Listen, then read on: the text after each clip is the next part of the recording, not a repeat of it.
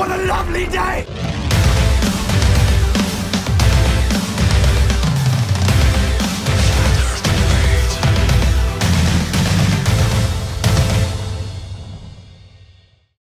Welcome to Flat Earth Debate Uncut and After Show.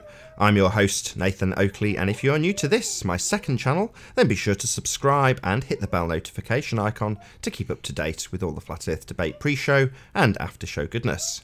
If you would like to support this channel, there is a super chat that runs alongside each of these shows while they premiere, and there's also a PayPal and crypto link in the info box below this video.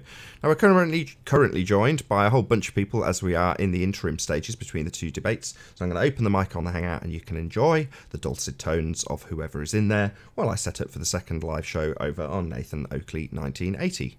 Spout shite. Fuck you. Alan. Fuck you. I said Alan. I didn't really said Arwin. Hey, I Tony. said Alan. Anyway, what's with the fat comment, you cunt? Well, I just tried to Stimulate a conversation. judge it up a bit, get a bit of, sorry about that. You asked It's him alright. how to prove So, gas but pressure yeah, in an really atom cool chamber. that you're referencing me to this BBC documentary that I just glanced past. But yeah, BBC documentary. That's how it's registered. If you look on that word that I just did, hypernormalization, the first things that pops up is the official BBC documentary movie. It's an independent. Such a politically reliable source, man. Adam Curtis. One of the best. It's only taught by CNN itself. Jesus. Yeah, Adam Curtis. Jesus, your Jesus. Adam Curtis is one of the Propaganda. most respected. Your state is Independent. Jesus of propaganda. You're an BBC. Fucking hell. Stop speaking. Autocrat. Here's a question that's worth thinking about. If no. CNN has lied in the past, do you automatically believe everything they say now? Adam Curtis is an independent documentary maker. How can he be independent when he works for the BBC? He doesn't work for the BBC. He sold the programme to the BBC. Anything that comes from the BBC, Alan, you've got to No, take. Tony, no. He sold the programme to the BBC. Yeah, it's still come from the BBC. No, Though. it's not, Tony. Come on. Yeah, they're gonna have editing Wait, rights. so what you're saying? See, maybe BBC you don't- only takes on stuff if they get editing rights. I saw the documentary before they bought it, and it is in exactly the same state. That doesn't make any sense. BBC doesn't buy anything unless it's new.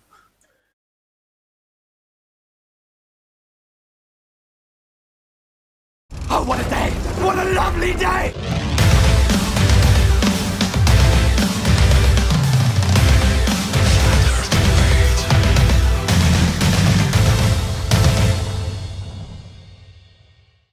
Welcome to Flat Earth Debate.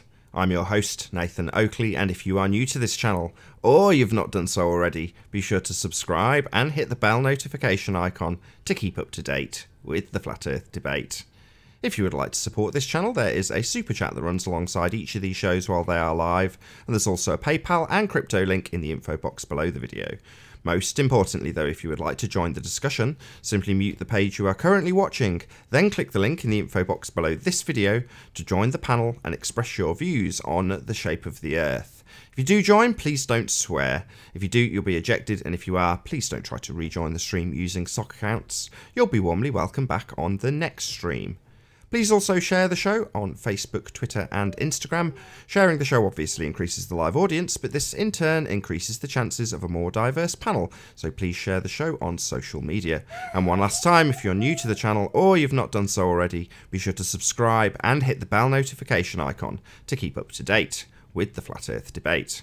Now we are joined by Sleeping Warrior, Mark, Jose, Iron Realm Media, Chocolate Saying, Captain Capslock, Arwin, and Alan. Good to have you all. Good afternoon. Afternoon. Hello.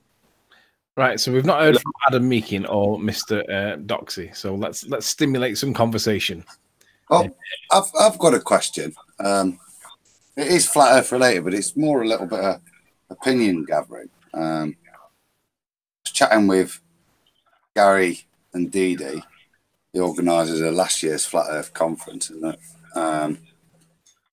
we're obviously doing you'll know a bit, Tony, about what's happening this year, but the one they're really involved with is the Amsterdam conference. And I'm kind of like, well, buzzing. You know what I mean? A wicked trip to Amsterdam. And I just wondered, particularly like Arwin, with him being over there as well, what the feeling was over there, and also whether Alan About what maybe exactly? make the trip. I was waiting for him in Birmingham this year, and I never saw any bomb scare in Tesco's. What? I've just realised what you're on about. I don't know. Can you fill us in on the in-joke? Very funny, Adam. Very funny. It's an indirect way of saying he's being called out. Well, no, he promised he was coming, and I remember the following week he claimed he couldn't get there because there was a bomb scare in Tesco's, and I went out for a sandwich and there was none of that. So I'm just wondering whether he'll meet me for a coffee. I don't think he will. I'm meeting you at Christmas, aren't I? Maybe.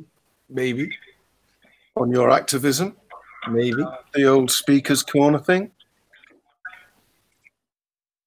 Saying it and doing it are two different things, though, Ali.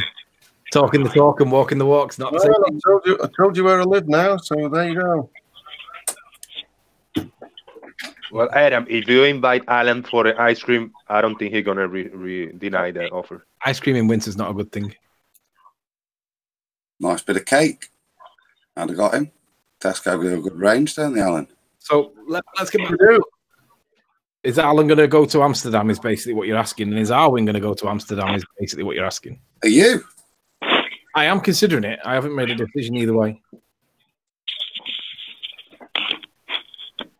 There's a handy link for you, Adam. fu.com, what's that about? Thanks, Alan.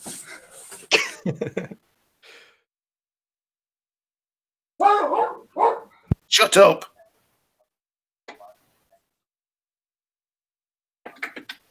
So, yeah, I'd like to go to Amsterdam. That'd be a great day out. Great weekend. We could all drop off at Utrecht and meet Arwin. Some great canals, some great statues, some nice churches. You'd have to come and visit Utrecht if you want to see me, really. I'm not coming to Amsterdam just for you. Why not? What was the Alan, date? You're gonna wear a mask. That I'm not willing to spend. Was it the That's why. 17th of April? No, it's going to be at the end of September. No. When did you arrange to meet Alan? Was it the 17th of April? It wasn't a formalised date, but he did claim he was going to go. So I was. No, sorry. Delivered on Tuesday. So this is back referencing from the 17th. I'd have to look at a calendar to work it out, which I can't be asked to do right now. And This day article is you posted Flat on Earth is from the Conference in 17th. Amsterdam. So it's the Tuesday before the 17th, if that's accurate. He's just posted a link to a bomb scare that happened in Birmingham on that date, if that's the correct date. It is. There you go. Well, we'd have to double check that, Alan. But, you know, thank you for the link. You're welcome. To be honest, this is a bit of a farce because who cares? It's not really that important. Again, it's a bit off topic. Well, it should be a good weekend out. Listening to Hall the hypernormalization. I wonder if the European version will be as religious. No. As what? The globe belief? No, as religious as the American version. Of what? The globe? Of the FE conference. Oh, right. I was specifically referencing the religious zealots who believe in a globe. I know you like to get back on topic, but me and Adam are having a discussion, so... Yeah. What Flat do you Earth think being it was, religious. Your topic of discussion with Adam was about Flat Earth being religious. And my point, absolutely on topic, is that globe heads are zealots with a religious belief in a globe-shaped Earth. Based on an assumption a guy made. Right? I don't have a problem with it. It's people's opinions, and if they're talking like that, you have a choice of whether to listen to that bit or not. There's all the conferences. There was a wealth of opinion. A lot of it, pretty much in Arwin's kind of theoretical realms of, and I see nothing wrong with that. Martin Kenny's display was fantastic. Do you know what I mean? I didn't for 1 minute take it as real, but it was good to see how people are imagining and enjoying the topic as well in a engaging with it with thought. I see nothing wrong with presenting those ideas. That they're not being presented as fact; they're being presented as putting together historical stuff to build a model. Oops. So I've got no problem with religious views being aired there. Flat Earth, all conventions are made up of people of all walks of life, and I don't take offence at hearing another person's opinion. I have to listen to ballers often enough, and I don't get irate at that. And as long as nobody's trying to force it on you, then I don't see why you have it as an issue. No, I wasn't bringing it up as an issue. Oh. More a point of difference. No, I do think. Well, the reason it's not so much. I think what they're trying to go for, certainly in the Amsterdam one, is more scientific speakers this year. So adding a new layer, because obviously the first one is a lot more introducing the people that have made the flat Earth realm. Are you trying to like keep it cryptic with like we're going to introduce science, and new layers? I think there will be science. Will be integral. Actually, starting to use some science and also some tests that the guys will be doing. So I think there'll be stuff linked with FE Core that will probably be doing stuff. I know me and Zach are trying to come up with like a little exhibit, an interactive exhibit that deals with some of Zach's formula and try to share that. So I think it's trying to grow. I'm not being cryptic. I don't know much because I'm not the organizer. You know what I mean? I'm helping and chatting to the guys. So I know you said the date. As far as I'm aware, it's going to be towards the end of September, both events, because there's both the UK one, which I think's in the Midlands somewhere. It's not Birmingham. I don't think exactly this year. It's a bit. There's plenty of time for Alan B to get a plastic surgery and look like the guy in the Avatar here. What's up, Flip Flop?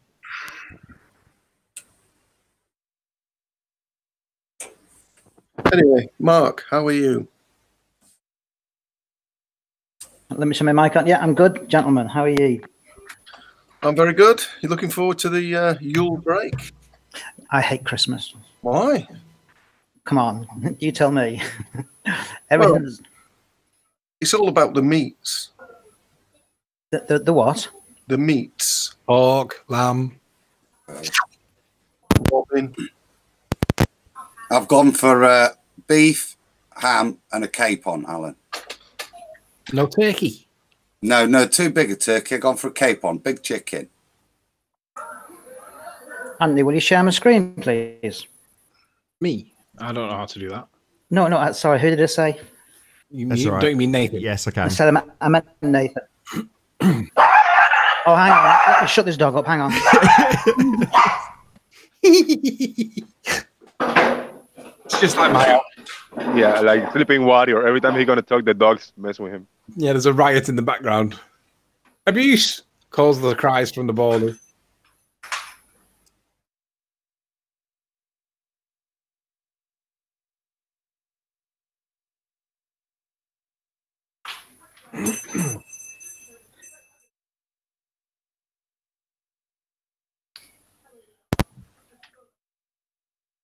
You're presenting whenever you're ready, Mark. You're on. Yeah, sorry. Yeah, I'm out of breath now. Chasing after It's good to have you back, Mark. It's good to be back. Conspiracy Cats has brought me here. What? Anthony. Well, his video was. You mean? What do you mean? Conspiracy Cats have brought you here? Because I've got to reply to him. I think we're missing something. Well, he's done some good then, Mark. I've Anthony. been watching, actually, you know, guys, I've been watching some shows about, you know, like little thingies about how dumb Americans are, and they got flat earthers, like basically the flat earth debate, followed by how retarded Americans are. Yeah, the problem straight away there, Mark, is that you're looking up on the right there, right? No. There's no problem for me. Okay. You gave a couple of figures of the angular size of the two mountains. I did. Can you remember what they were? 1.5, 1.7, I think it was 1.69. Yeah, 1.5 to go to 1.7. Sorry, got to interrupt already. I'm really sorry. But, Captain Caps Lock, are you there for this conversation? Yes, I'm here. Cool. Just checking you're paying attention. Hopefully you'll pipe up as well. Does anybody know the difference between 1.5 and 1.7 as a percentage? Yeah, the increase of the 1. It's 20% of 1%. Yeah, sorry, 20% of 1. Yeah, to increase 1.5 to 1.7, it's a 15% increase. No, it's not. Oh, it is. It's 15% of 1 degree. No. You've got 1.5 and you're going to increase it to 1.7. Yeah. So what percentage of increase? So 1.5 degrees to 1.7 degrees. Well, yes. You've got your baseline of 1. So you're going from 1.5, that would be half, and then to 1.7, there's a difference of 0.2. So that's 20% of 1 degree. So what are you saying? Is it more? It's more than 15? Is that what you're saying? Well, Nick's got it. Hold on, just to get it concise. So Nick's got it in the chat. 13.333% increase. That's a massive increase, isn't it? It sounds small. Hang on, it's not 13.3% increase. We're talking of 1 degree. It's 20% of 1 degree. Just want to say a massive. Hold on, sorry. Just want to say a thank you, massive thank you to Nick for all his support. Really appreciate it.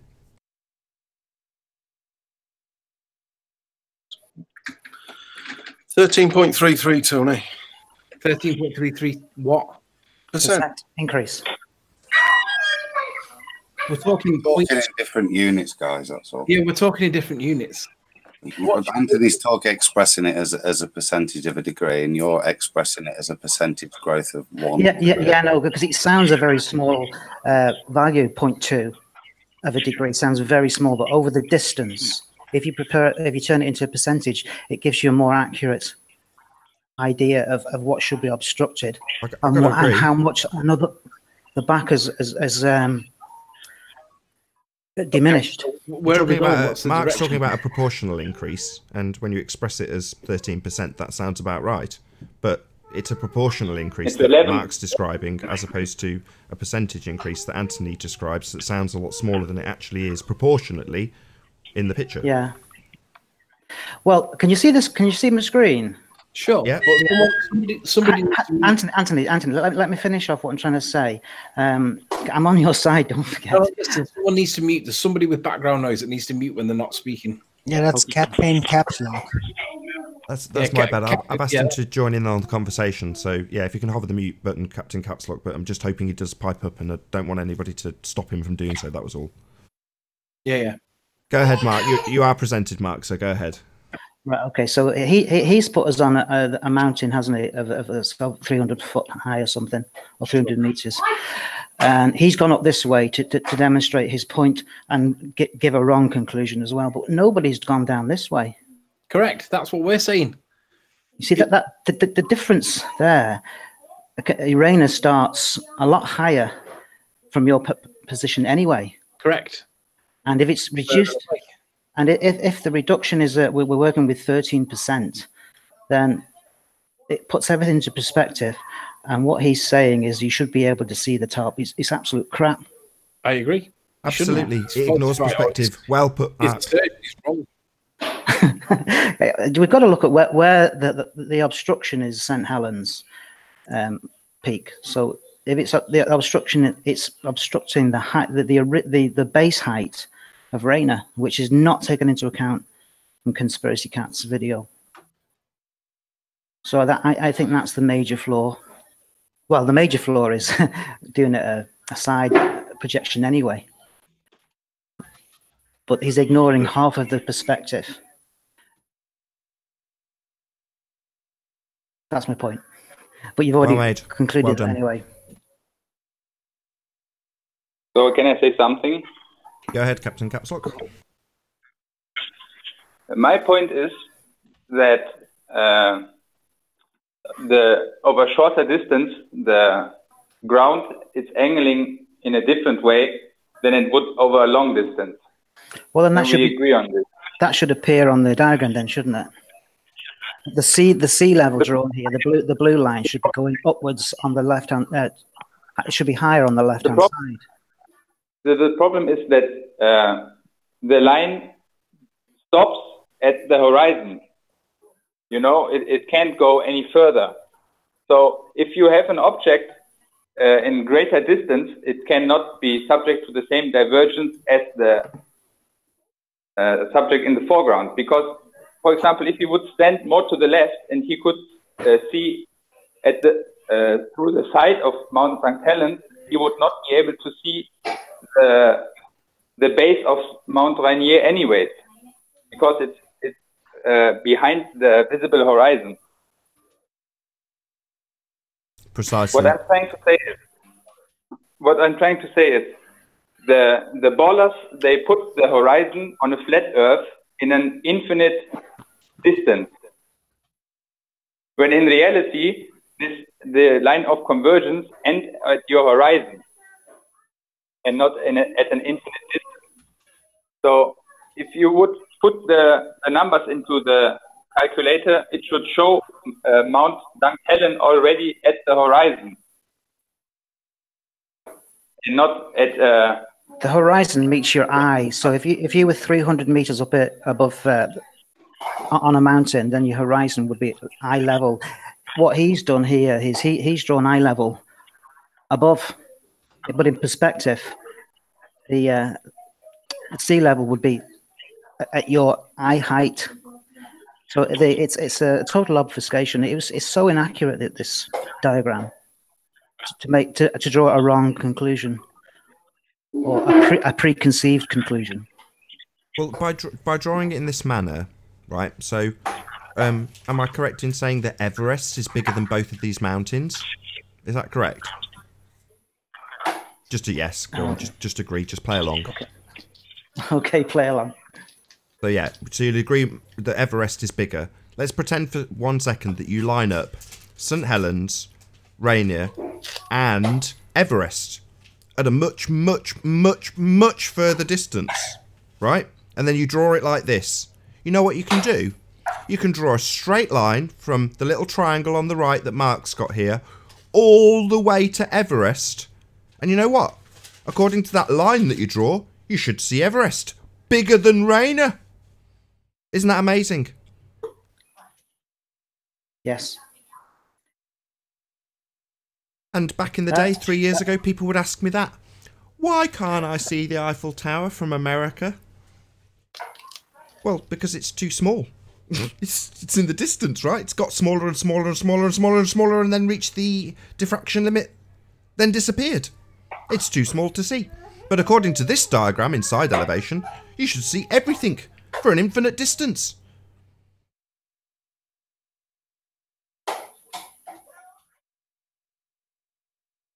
Provided you had a telescope powerful enough.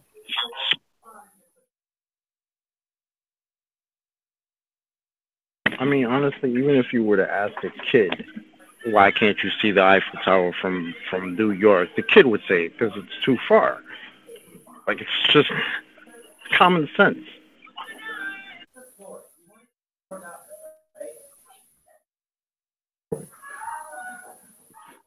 Another great example of hypernormalization there. Sorry to break off topic. Does anybody know why chocolate milk turns rubbery the next day if you didn't put it in the fridge? Yeah, because the milk curdles. No, it's not. It still tastes good. Just it's rubbery. Sorry. So, Mark, did you want to make any summary points to close? I've still got you presented. No, not really. Just the diagram doesn't represent reality whatsoever. Right. So I agree. you can't draw any conclusions from it unless you've got a preconceived idea. Well, can I make a supplementary point then? So let's pretend for a second that Rainier and St. Helens switch places. So if you, I don't know if you can pick up the little line that you pushed at. So hang on. Let me just take it back a bit. Deselect. Don't apply. I've messed about with. Oh, there we go. But what is it you wanted? Just put the big line that you've got represented as Rainier, the actual line that you've drawn for the mountain. Move the mountain.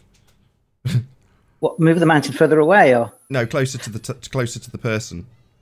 Oh, right. Okay. Let's try.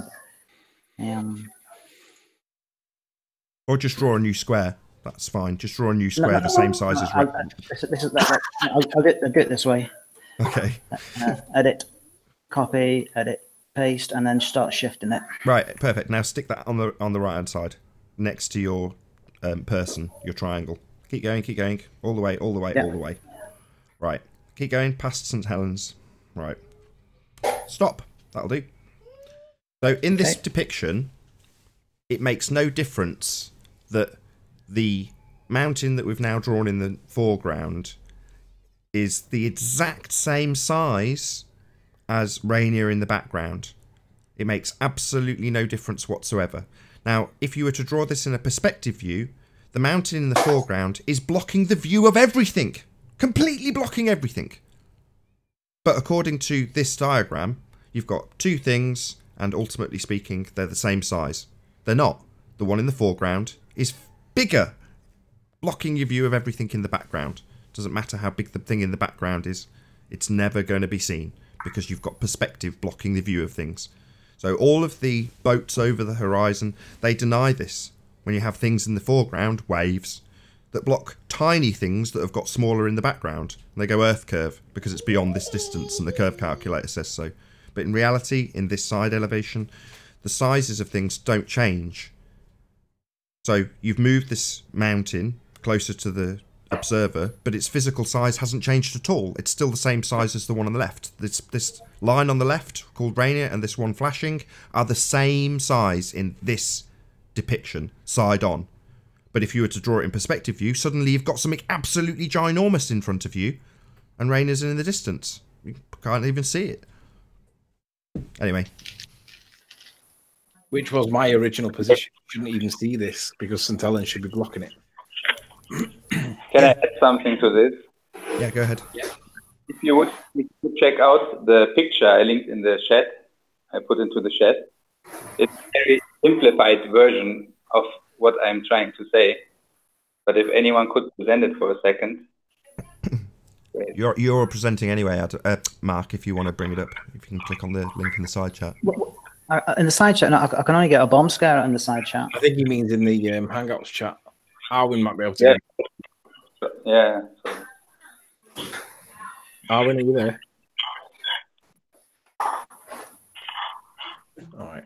No, he's not. Can you get into the back chat, Anthony? That again? Can you do it? I don't think Arwin's around. Yeah, why not? Just give us a couple of seconds, Captain Capslock, and Anthony will get it out of the back chat and present it, hopefully. Should be the work of but a moment, those of you in the audience. We appreciate your patience. By the way, while we're waiting, something that was brought up, if the sun is 93 million miles away, then why is it that there's such a huge temperature change from day to night in the distance that the Earth travels, or you travel away from the sun? In that gravity. Right, so let's look at this picture, Nathan. I agree with this. The actual ground runs parallel to your feet. However, the way we see it, it rises up to eye level. This is absolutely right. But if there's something that goes beyond your point of vision that you can't actually see, because our eyes are not bionic, we can't see to Paris from the east coast of America. If something... Let's explain real quick. Pardon? Do you see the line with the infinity sign? Yes. The ball earthers will claim that every object that is in a distance from you will align on this line, a line that actually never meets exact eye level. But this is not the truth, because at your visible horizon, the convergence line already meets. So if in order to get the infinity line, you need to raise an altitude. If you understand what I'm trying to say. Yeah, absolutely. Arwen was the first to draw it almost identically to this about 6 months ago. Yeah, he called it the optical slant. Yep. Mm-hmm.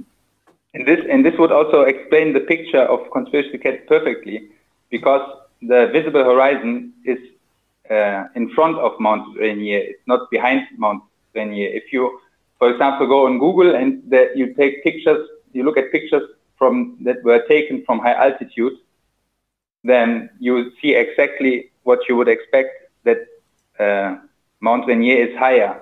But if you go down, the angling up becomes stronger than over a long distance. So what I'm trying to say is that the ground can only angle up for so long until it meets the horizon line. Just for the audiences, sorry, the Hangout doesn't get this. It's far beyond the horizon, can't be subject to the same convergence as the one that is within the horizon. Doesn't make sense.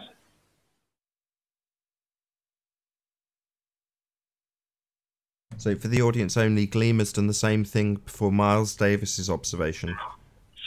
So I'll just check that it all fits on screen. Just give me a couple of seconds. Not quite. Let's just reduce it a little bit.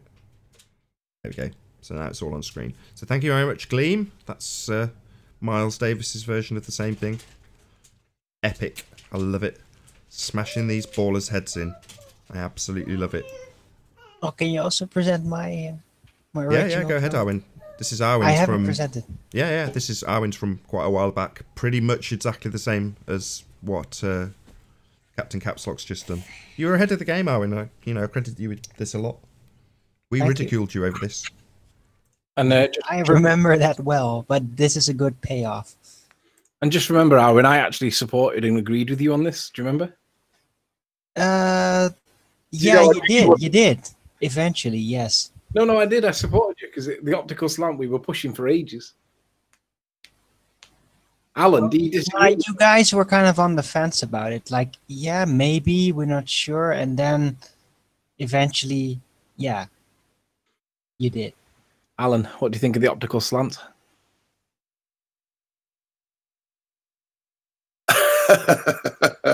Right, though, isn't he? You might laugh, but he's right.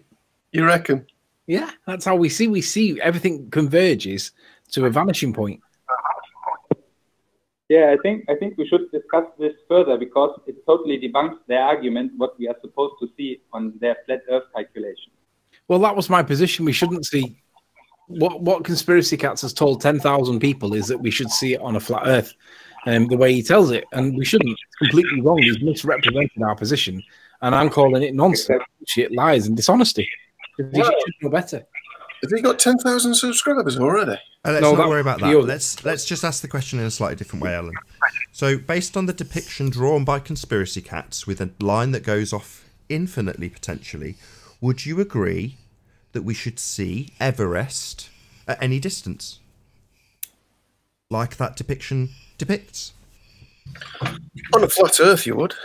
No. So, hold on. So, you believe that the Earth being flat means that we can see infinitely?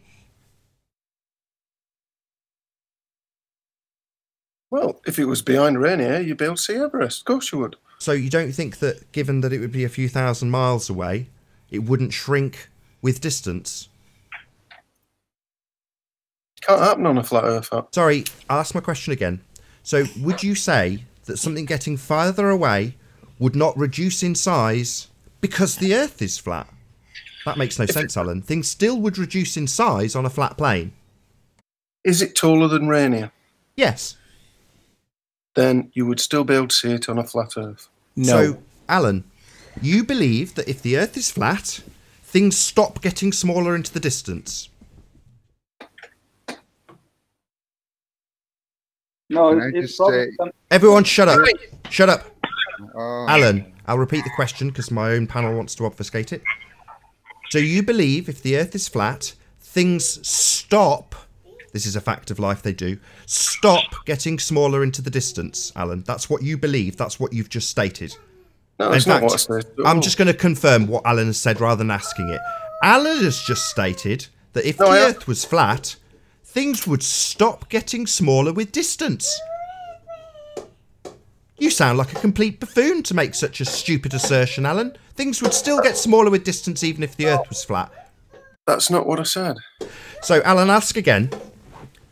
Given that it's several thousand miles away and would reduce in size with distance, do you believe, as depicted by conspiracy cats, that we would, in that depiction, side elevation, be able, as it suggests we could, to see Everest from any distance on a flat plane?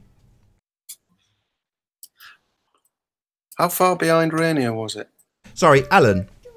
On Conspiracy Cat's depiction, it would suggest that you could see Everest at any distance. That's what his depiction suggests. Have you got his depiction to pop it up? No, Alan, that is what he has said. He has said the mountain behind is bigger, therefore it should be bigger, even though it's further away. That's literally as retarded as a 2-year-old's comprehension of things being close and far. My 2-year-old can comprehend that. But Conspiracy Cats has told his audience that because a mountain is physically larger, it should remain that way, even though it's further away. Now, what I'm asking you is, given that the depiction actually shows that to be the case, just a line drawn between something that is small, close to you, and something big, far away, that does suggest that you should see a mountain that is taller at any distance. However, things get smaller with distance, Alan. Yes, they reduce with visible resolution. So you wouldn't see, as his Conspiracy Cat's depiction suggests, be able to see a taller mountain at any distance then. So it's wrong, as we assert. It would disappear from the line of sight, but if you had a mega zoom, you'd be able to see it. No. You have a diffraction limit on a camera. Do you not understand the diffraction limits on cameras? You can't... Hold on, I'm finished, Alan. So you think... Okay. So, Alan, I haven't finished! Okay. You think I'm going to kick you out. You think a camera can see forever, Alan? Explain to me how diffraction in a camera works. Sorry, Alan, do you think a camera can see forever? No. So it has a limit to how far it can see? Of course, yes. Right, so in Conspiracy Cat's depiction, it suggests that you can see forever. The only thing that limits that is the height of something. So Everest, in his depiction, can be seen at any distance because it doesn't account for the fact that things get smaller with distance. That would be perspective, and it is ignored in that depiction, Alan. Yes, but... Not yes, but Yes, but that's wrong. We do have perspective. You can't see Everest from anywhere, and the Earth is obviously and observably flat. But the way you misrepresent the flat Earth is to say that we should see Everest at any distance, and we should not, because we have perspective, the thing that's been replaced with what you call curvature. You claim we can't see it because Earth curve stops us. No, perspective stops us. That's not accounted for in Conspiracy Flaps and his ludicrous side-on elevation that suggests you can see things forever. That's wrong. So, I don't know where that strange noise is coming from, but it's really irritating. So on a flat Earth, theoretically, with an infinite zoom, would you ever see Everest? No, Alan. It would be still obstruction from air clarity, and it will fall into the miraging zone at an increasing rate over distance. So, yeah. So what we're saying there... There's a limit to how high you can see at what distance. So what we're saying there, on a flat Earth, with an infinite zoom... No! We wouldn't see Unbelievable, Everest. Retard. You cannot see forever.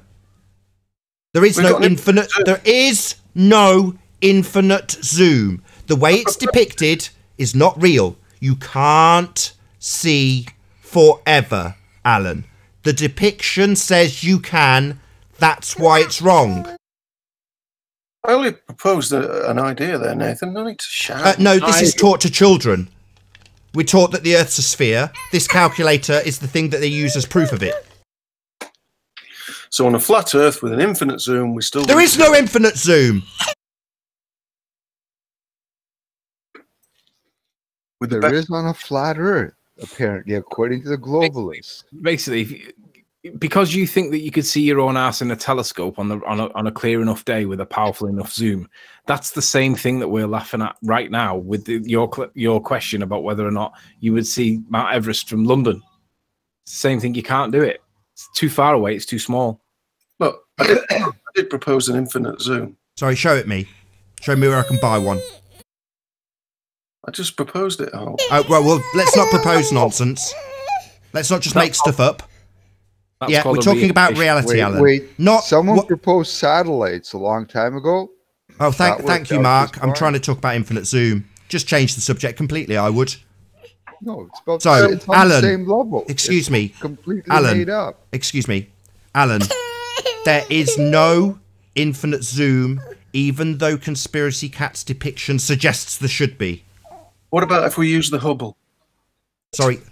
There is no infinite zoom. Hubble has a diffraction limit, if it exists at all. There is a limit to how far you can see. There is no infinite zoom. However, Conspiracy Flaps shows the world that flat earthers could or should see forever with a misrepresentation that ignores perspective. Can I not use the Hubble? Are you sure the Hubble doesn't have... Oh my God. So, Mark, so you're going to take this bait? You're going to take the bait, are you, Mark? You're going to take that bait, are you, Mark? No, what I'm saying is that with these folks always go on the supposition you have not seen the stuff. Like, I don't know. So, Alan, there are no infinite zooms. You can't do that. But that's what its depiction shows. Well, I think Hubble could do it. Sorry, have you been to Hubble? I've seen the pictures from it. Oh, really? Well, it's not an infinite zoom. Diffraction limits apply to all of this equipment, including Hubble. So you're wrong again. There is a diffraction limit, including Hubble, if we assume it's correct, even though you've not used it or been there or seen it. So, no. Hubble cannot see forever. Hubble would do it. Well done, Alan. Good point. Excellent arguing there. Sorry, Rumpus, does Hubble have a diffraction limit? Yes, it does, but it's well within the capability of the Hubble telescope to see Everest from, say... Prove it. As I asserted and Rumpus just claimed was true, Hubble cannot see forever. It does have a diffraction limit as conceded. You will not come here to lie and doublespeak. As asserted, Hubble does have a diffraction limit. It cannot see forever. Fact. So, no, there are no infinite zooms, and the depiction given by Conspiracy Cats is wrong for that very reason. Flaps, not cats. Flaps. Flaps? Flaps. So, Nathan, no, Anthony, I want a concession. We don't have an infinite zoom camera, therefore his depiction is wrong, Alan. I concede. Where's the rattling coming from? So, Nathan, what does diffraction do in cameras? There is no diffraction limit-free camera. Cameras do have a diffraction limit. There are no infinite zooms, and that is what is depicted by Conspiracy Cats to misrepresent the world that you claim flat earthers think they live in. Doesn't answer the question. What does diffraction do? Chops off the bottom of things. When you look over a flat surface. Bye-bye, Alan. Yeah, but I think his question is, what does the camera do with diffraction? But it doesn't. It simply observes it and captures it. It sees that It's phenomenon. a part of the optics. Yeah, it's part of the glass. Hey, Chris Berry. Hey guys, correct me if I'm wrong, but the zoom is anyways not able to push the horizon further than it is. You can only increase the view on something that you can already observe, you know what I'm trying to say? So even if a camera has an infinite zoom, it can still only make the things that are at the horizon infinitely big, but it could never increase the distance of the horizon. Correct. So this point is invalid anyways. So I guess we're back to square one with conspiracy cats. Its misrepresentation of what it should look like on a flat plane is wrong.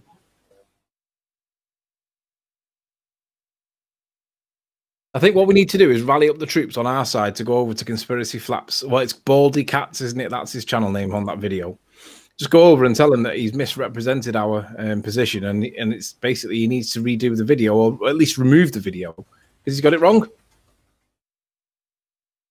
The problem that LMB, for example, has is that he puts everything that he sees in the distance on this infinite, long, angling up until the horizon. For this reason, he says, doesn't matter if Mount Everest is smaller, but it should appear higher. But this is not what we observe. Correct. The angling up has its finishes. It doesn't go on forever, like they would assume. It's impossible to observe this. Only what you see is subject to perspective.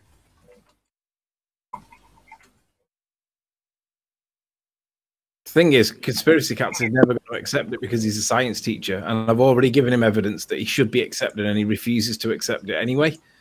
So that's why I think that the guy that I originally first met is not the guy that we're being presented with now. He's changed, or he misrepresented himself in the first instance, whichever.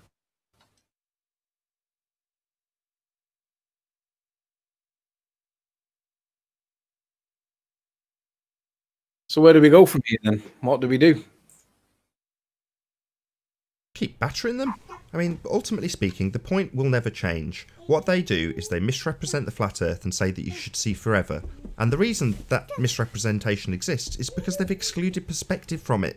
So what they're going to then say should happen with perspective, the perspective they remove from their misrepresentation of the flat world, is say that that effect is then curve.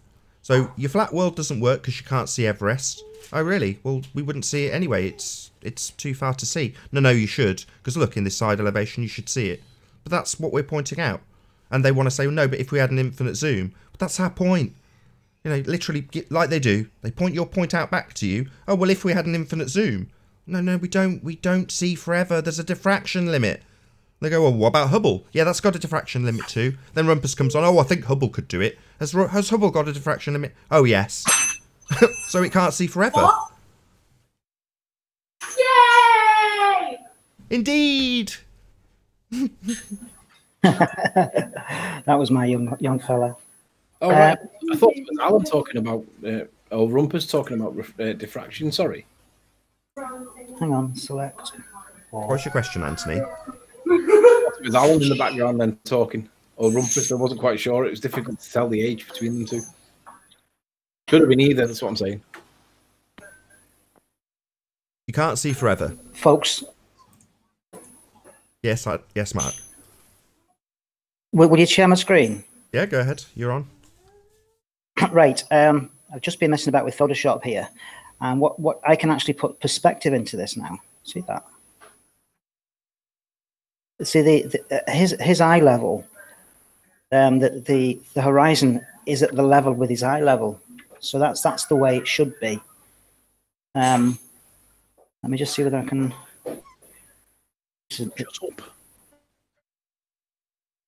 Show's going to round out slightly over that, so this is going to be your winning point for the end of the show.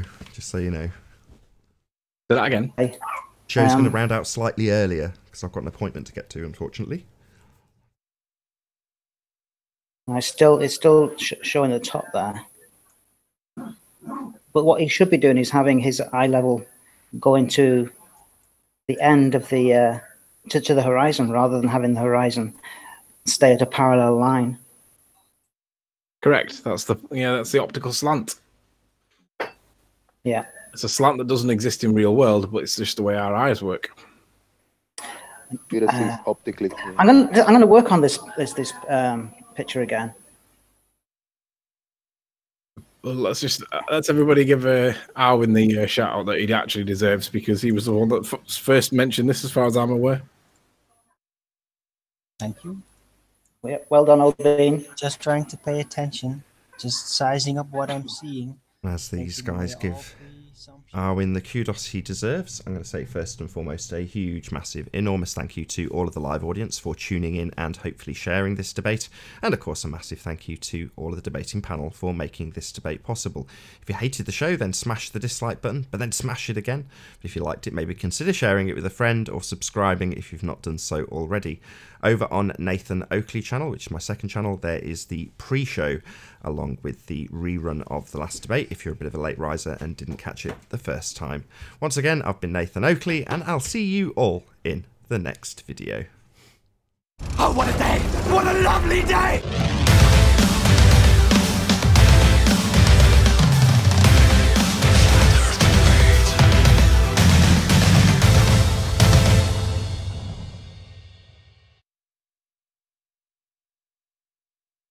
Individual things you're looking at in the camera shot. And yeah, I just figured it out. I think it was actually one of Tim's first drone footages that really sealed the concept for me when I became absolutely certain of it, because he had that drone fly up and down looking over the water. That was just like, wow, look, it's right there. I even said it on the debates. What, so are we having to shout out Tim Osman? All right, so I'll shout him out, but somebody retracted it straight away. So it was accidental. He still believes that's curvature. Yeah, so shout out to Tim Osman. Quick. Retracted.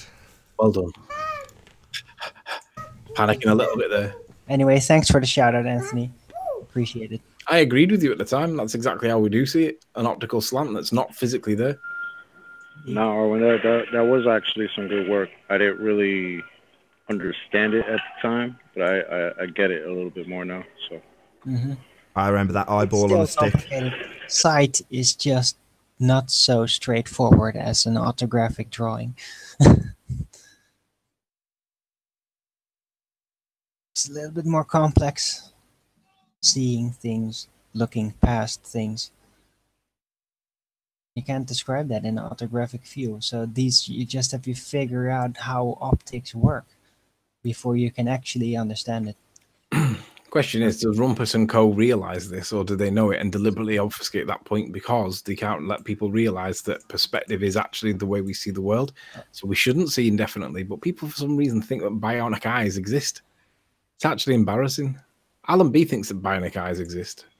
I think the show ended. What's going on, Nathan? Yeah, I've got to go to a midwife appointment. I'm just waiting for my wife to come home. We're still recording, but the after show will end as soon as my wife gets home. Okay. So in listening this morning, anytime Alan is on or whoever, and that you ask them those simple questions about diffraction or can you see forever, I just feel like they're giving an obfuscating answer, like right on purpose. They're just doing it on purpose. Yeah, absolutely. I don't think it's on purpose. I think they're just so blind that they're sticking to their religious zealotry. They're just not being honest with themselves. But I just can't imagine them when you ask a question like that, like Nathan was doing. You know, like, oh, can you see forever on a flat plane? And they say yes, even though after they've already explained things like you can't, diffraction, atmospheric conditions. Because Chris, they have to say yeah. Because if they don't say yeah, then that proves that the obstruction doesn't happen on their ball because of curvature. That's all that is. The problem is they can't. I'm sorry, go ahead. The problem is that they treat the Earth like a flat plane without any sort of atmosphere. Yeah. This is how they depict the flat Earth in their calculators. And perspective. And of course, if there were no atmosphere, you could theoretically, with a big enough camera, see everything. But we have a limit alone through our atmosphere already. And it's perspective as well. I don't think you could see forever. Yeah. Because there's something called perspective.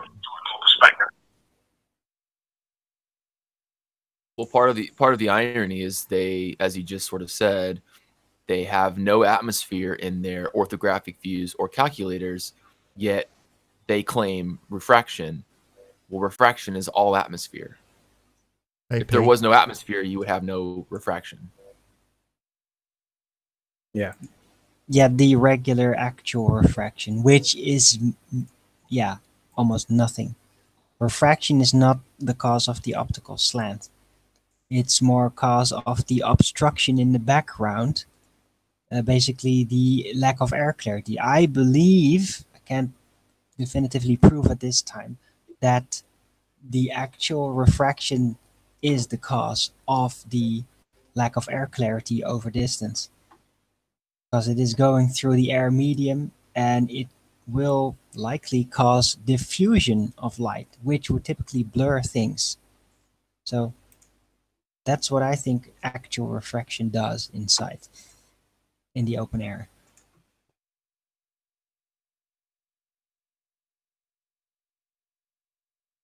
So there's not a single accurate, even to their standards, a single accurate calculator or view that depicts distance, perspective, atmosphere, refraction, right? All those things taken into account. It's all skewed to show the results that they want to show.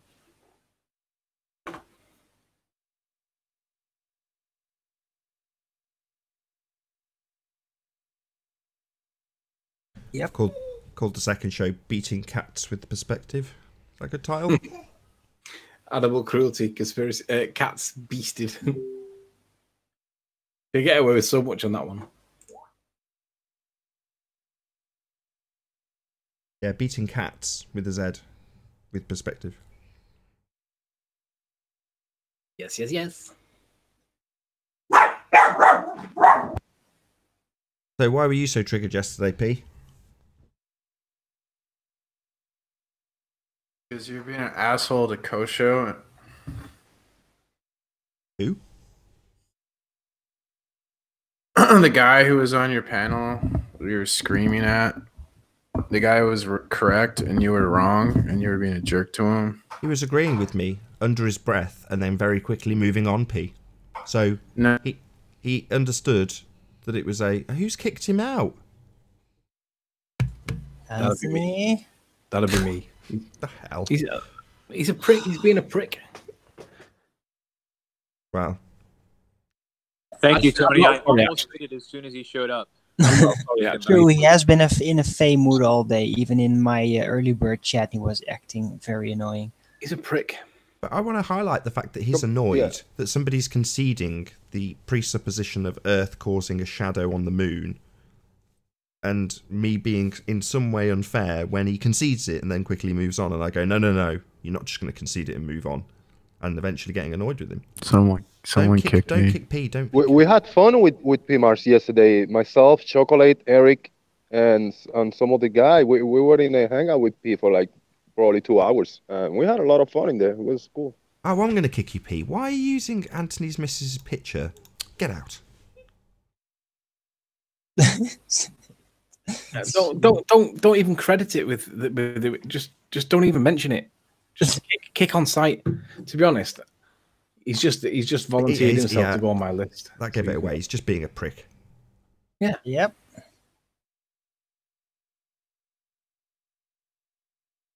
No need, P. No need. Yeah, that's fucked up, dude. I like catching those are the details instantly. that I don't like. I like when he chat with us and just have fun and get a joke or two, but yeah, this little personal shit is not it.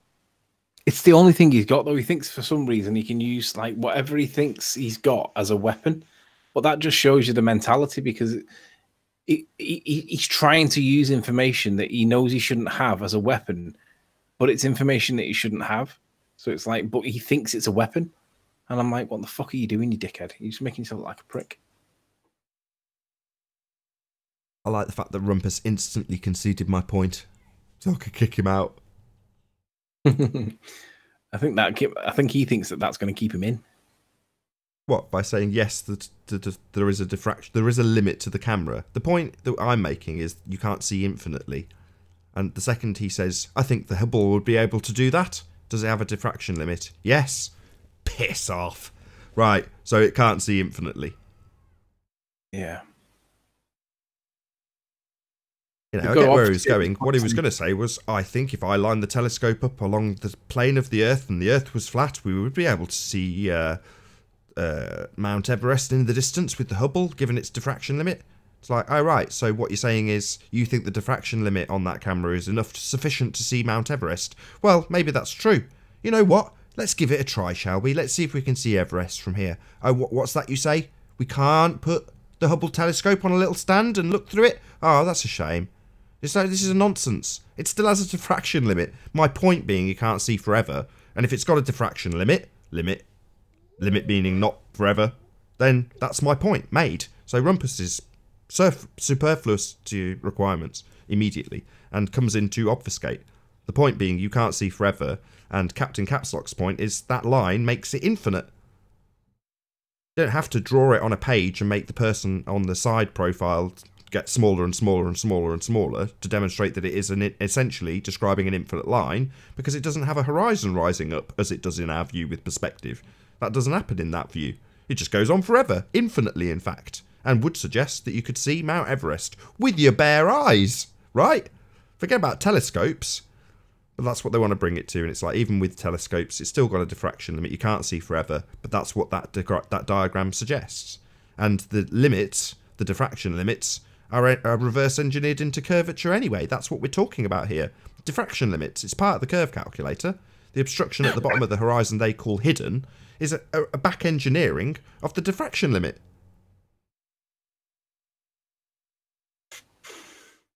Yeah. Just be aware, guys, that they have to obfuscate this point at all costs every time, because they don't want people to know that we don't see this way. That Arwen's right on the optical slant. The way we see isn't the way it actually is, which makes our build an illusion. I just understand it as they have to say that you should be able to see forever on a flat plane, so that they could say we don't see forever, therefore we live on a ball. Earth is curved. So it is. Yeah, that is the point that they've got to try and present. If you believe we live on a flat plane, that's how you see. No, not how we see. But wouldn't that also work against the ball, though? Because if we did live on a ball and we still saw that way, wouldn't that pronounce the curve? Emphasize it? I think so. Because if it was really curved, you would still have the same atmospheric anomalies, but would also have the actual curvature. Yeah, but you're forgetting the great scale negator. Yeah.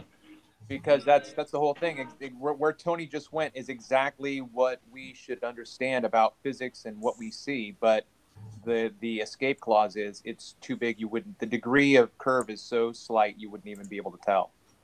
But you would when you look out to the horizon, though. I know that. You know that. Yes, you're right.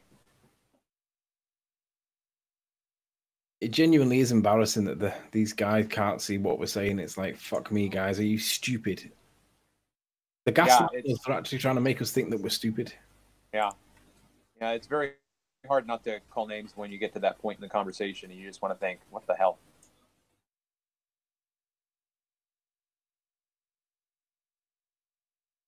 And they don't even have a vested interest. They're just fanboys. You know what I mean? Oh, they do have a vested interest. It's pride and religion, isn't it? Well, but I meant vested in terms of they're not employees. You know, they're not being paid to maintain a lie. They're just fanboys, and You don't know that they're not being paid. When I'm talking with people that I personally know. Yeah. I think there definitely are people that are being paid. I wouldn't doubt it. I mean, you see the likes of Mark Taylor. He's on every single chat, and he's got multiple stock accounts. Well, somebody that's got the ability to spend that amount of time on a crusade can only be doing it realistically if they're either millionaires or getting paid. I don't even think it's about them getting paid. I think some of them really they feel like it's up to them to take up the battle for their ball. I agree. You know, they have to defend it. I agree. At all costs, because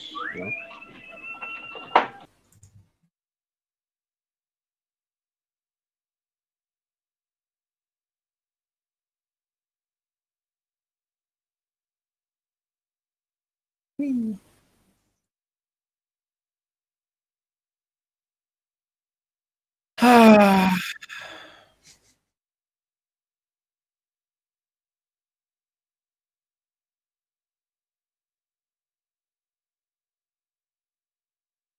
it's funny because yesterday, as I was in PMAR's hangout,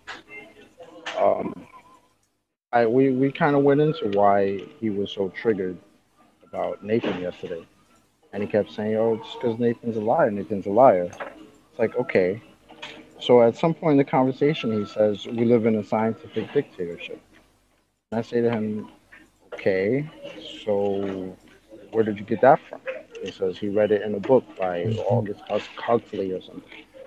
So I said, okay, so you believe we're in a scientific dictatorship, but yet you're arguing with us as we question that very dictatorship, and that's okay. P-Mars is the stupidest prick I've ever met, though. What's the word? His authority for having any opinion at all is that he's read some books and he's a professional poker player. That was exactly my point. So I said to him, so you're quoting that because you believe that because you read it in a book. So then, but you're mad at Nathan because he quotes things that John would say, quantum eraser. So it's just one quote against another quote. So what makes who you're quoting any more right or correct? Yeah, but most of who's Nathan's quoting? Most of John's citations are actually from PhD level scientists. They may be coming from John, but they're actually citing somebody else's words that are way above John in terms of credibility. So you have to look at what he's saying and where it's come from, because John's not as daft as what he sounds. He does sound a bit like what's the word? He does sound colloquial, but the reality is John's a really intelligent guy, and he doesn't get the credit he deserves. No, and I get that, but the problem is because they know he believes in the Bible or whatever. They use that to they use that to discredit him. So whenever Nathan quotes him, they say, "Oh, Nathan's quoting some Bible thumper." It's like, well, if the Bible thumper is saying something correct, I don't see the problem with quoting it. Yeah, it's bullshit. And with that, I'm going to say a massive, huge, enormous thank you to all of the Nathan Oakley audience for tuning into this premiere of the after show. And also a massive thank you again to all of the debating panel for making this debate possible. If you hated the show, then smash the dislike button. But if you liked the show, maybe consider sharing it with a friend or subscribing if you've not done so already. I've been Nathan Oakley, and if I've timed this correctly, the next live debate should start in a little over an hour's time. No, this is only an hour long. A little under 2 hours time. Once again, I've been Nathan Oakley, and I'll see you all in the next video. Oh, what a day! What a lovely day!